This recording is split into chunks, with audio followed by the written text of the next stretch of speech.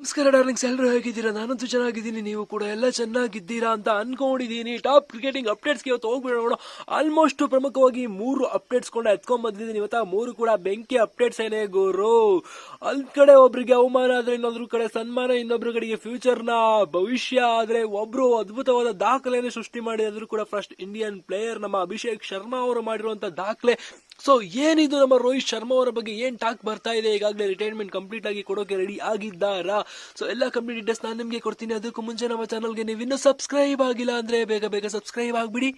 ಪಕ್ಕದಲ್ಲೇ ಇರುವಂತ bell icon ಒತ್ಬಿಟ್ಟು all ಅಂತ ಸೆಲೆಕ್ಷನ್ ಮಾಡ್ಬಿಟ್ಟು ಈ ವಿಡಿಯೋಗೆ ಒಂದು ಲೈಕ್ಸ್ ಮಾಡ್ಬಿಡಿ ಗುರು. ಸೊ ಮಾಡಿದ್ರ ಬನ್ನಿ ಇವಾಗ ಡೈರೆಕ್ಟ್ ವಿಚಾರಕ್ಕೆ ಹೊರಟೋಗ್ಬಿಡೋಣ. ಮತ್ತೆ ಯಾಕೆ ತಡ ಮಾಡೋದು?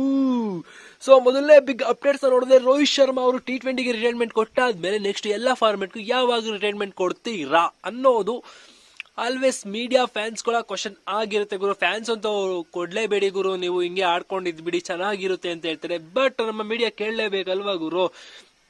ಸೊ ಇದಕ್ಕೆ ರೋಹಿತ್ ಶರ್ಮಾ ಅವರು ಖಡಕ್ ಆಗಿ ಉತ್ತರನ ಕೊಟ್ಟಿದ್ದಾರೆ. ಸೊ ಅದ್ರ ಬಗ್ಗೆ ನಾನು ಇನ್ನೂ ಯೋಚನೆ ಮಾಡಿಲ್ಲ. ಲಾಂಗರ್ ಫಾರ್ಮೆಟ್ ನಲ್ಲಿ ನಾನು ಕೂಡ ಲಾಂಗ್ ಆಗಿ ಆಡೋದಿಕ್ಕೆ ಯೋಚನೆ ಮಾಡ್ತಾ ಇದೀನಿ ಅಂತ ಹೇಳಿದ್ದಾರೆ. ಸೊ ಇದು ಫಸ್ಟ್ ಅಪ್ಡೇಟ್ ರೋಹಿತ್ ಶರ್ಮಾ ಅವರ ಬಗ್ಗೆ. ಆದ್ರೆ ಸೆಕೆಂಡ್ ಅಪ್ಡೇಟ್ ಬಂದ್ಬಿಟ್ಟು ನಮ್ಮ ಡೇವಿಡ್ ವಾರ್ನರ್ ಅವರ ಬಗ್ಗೆ ಗುರು. ಏನಾಗ್ತಿದೆ ಗುರು ಡೇವಿಡ್ ವಾರ್ನರ್ ಅವರ ಲೈಫ್ ನಲ್ಲಿ?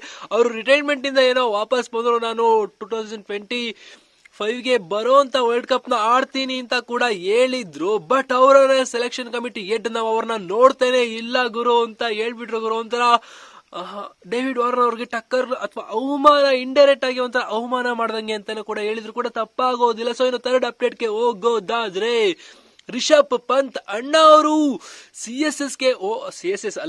CSKಗೆ ಹೋಗುವಂತ ಚಾನ್ಸಸ್ ಜಾಸ್ತಿ ಕಂಡು ಬರ್ತಾ ಇದೆ. ಯಾಕೆ ಅಂದ್ರೆ ಇವಾಗಲೇ ರಿಕ್ಕಿ ಪಾಂಟಿಂಗ್ ಅವ್ರನ್ನ ಬಿಟ್ಟಿರೋ ಕಾರಣ CSK ಟೀಮ್ ನವರು ಕೂಡ ನೋಡ್ತಾ ಇದ್ದಾರೆ. ರಿಷಬ್ ಪಂತ್ ಅವರು ತಮ್ಮ ಟೀಮ್ಗೆ ಬಂದ್ರೆ ಚೆನ್ನಾಗಿರುತ್ತೆ ಅಂತ. ಆದ್ರೆ CSKಗೆ ಹೋಗೋದು ಡೌಟ್. ಯಾಕಂದ್ರೆ ಇದು ರೂಮರ್ಸ್ ಅಷ್ಟೇನೆ ಗುರು. ಯಾಕಂದ್ರೆ ಪಂತ್ ಅವರು ಸುಮಾರು ವರ್ಷದಿಂದ DC ಪರವಾಗಿ ಆಡ್ಕೊಂಡ್ ಬಂದಿರೋ ಕಾರಣ ನನ್ನ ಪ್ರಕಾರ CSS ಅಲ್ಲ ಗುರು, CSS ಅಂತಾನೆ ಬರ್ತಾ ಇದೆ. CSKಗೆ ಹೋಗೋದು ಅಷ್ಟೇನೆ ಗುರು. ನೋಡ್ಬೇಕು ಅವರ ಟೀಮ್ ಸೆಲೆಕ್ಷನ್ ಯಾವ ರೀತಿ ಇವ್ರಿಗೆ ಇಂಪ್ಯಾಕ್ಟ್ ಮಾಡ್ತಾರೆ. ರಿಷಬ್ ಪಂತ್ ಅವ್ರ ಮೇಲೆ ರೆಸ್ಪೆಕ್ಟ್ ಚೆನ್ನಾಗಿದ್ರೆ ಅವ್ರನ್ನೇನೆ ಕಂಟಿನ್ಯೂ ಮಾಡ್ತಾರೆ. ಇಲ್ಲ ಏನಾದ್ರು ಸ್ವಲ್ಪ ಆ ರೀತಿ ಇರುತ್ತೆ ಮನಸ್ತಾಪ ಇದ್ರೆ ಖಂಡಿತ CSKಗೆ ಹೋಗಿ ಕ್ಯಾಪ್ಟನ್ ಆಗುವಂತ ಚಾನ್ಸಸ್ ಕೂಡ ಎಲ್ಲ ಇದೆ. ಯಾಕೆಂದ್ರೆ ಋತುರಾಜ್ ಗಾಯಕ್ ಅವ್ರನ್ನ ಖಂಡಿತ ಇಳಿಸ್ತಾರೆ, ಅದರಲ್ಲಿ 2 ಡೌಟ್ ಇಲ್ವೇ ಇಲ್ಲ. ಸೊ ಇನ್ನು ಫೋರ್ತ್ ಅಂಡ್ ಬಿಗ್ ಅಪ್ಡೇಟ್ ನಾನು ನೋಡೋದಾದ್ರೆ ಅಭಿಷೇಕ್ ಶರ್ಮಾ ಅವರು the Young player, future Indian team player ಅಂತ ಹೇಳಿದ್ರು ಕೂಡ ತಪ್ಪಾಗುತ್ತೆ. ಇವಾಗ್ಲೂ ಇಂಡಿಯನ್ ಟೀಮ್ ಪ್ಲೇಯರ್ ಅನ್ನೇ, ಬಟ್ ಬಿಗ್ ಇಂಡಿಯನ್ ಟೀಮ್ ನಲ್ಲಿ ಹೆಸರು ಕೇಳ್ಬರುವಂತ ಯಾರಾದ್ರು ಹೆಸರು ಅದು ಅಭಿಷೇಕ್ ಶರ್ಮಾ ಅಂತ ಹೇಳ್ಬೋದು. ಯಾಕಂದ್ರೆ ಯುವರಾಜ್ ಸಿಂಗ್ ಅವರ ಪಟ್ಟ ಶಿಷ್ಯ ಅವರು. ಅದೇ ರೀತಿ ಬ್ಯಾಟಿಂಗ್ ಕೂಡ ಬೆಂಕಿಯಾಗಿ ಆಡ್ತಿದ್ದಾರೆ.